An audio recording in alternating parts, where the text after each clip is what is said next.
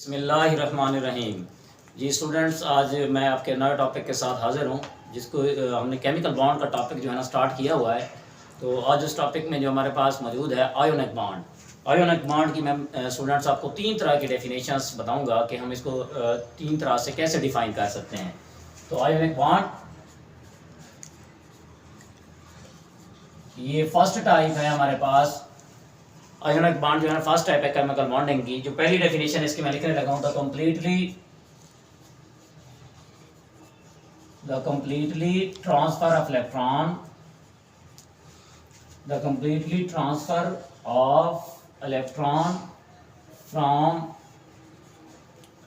one atom to another atom। जब मुकम्मल तौर पर एक इलेक्ट्रॉन एक एटम से दूसरे एटम में शिफ्ट हो जाए तो इस तरह से बनने वाले बॉन्ड को हम कहते हैं आयोनिक बॉन्ड।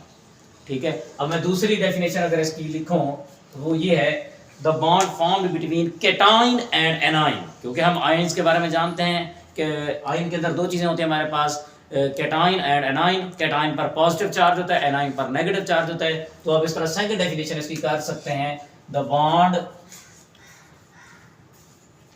फॉर्म्ड बिटवीन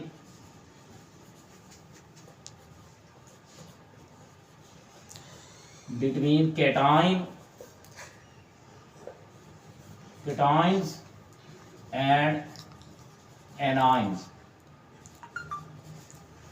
तो पॉजिटिव और नेगेटिव चार्ज के दरमियान, जैसे ही हमारे पास सोडियम है, सोडियम पर पॉजिटिव चार्ज और क्लोरीन पर नेगेटिव चार्ज, तो केटाइन और एनाइन के दरमियान बनने वाली बॉन्डिंग को भी हम आयोनिक बॉन्ड का नाम देते हैं। इसी तरह स्टूडेंट्स, अगर मैं नेक्स्ट बात करूं आपके पास आयोनिक बॉन्ड की, नेक्स्ट जो डेफिनेशन है, अब हम जानते हैं सोडियम एक मेटल है और क्लोरीन एक नॉन मेटल है। तो हम ये थर्ड टाइप से जो है इसकी डिफाइन कर सकते हैं, the bond formed between metal atom, metal and non metal. तो मेटल और नॉन मेटल के दरमियान बनने वाले बॉन्ड को भी हम आयोनिक बॉन्ड कहते हैं। The bond formed between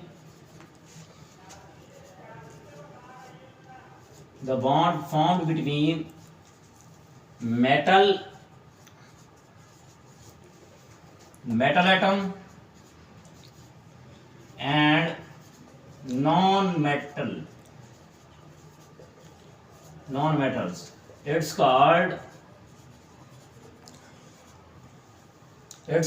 ionic bond। इसको हम आयोनिक बॉन्ड कहते हैं। तो ये स्टूडेंट्स आपने देखा कि हमने किस तरह तीन टाइप्स जो आयोनिक बॉन्ड है, आयोनिक बॉन्ड की मैंने तीन तरह की डेफिनेशन लिख ली है।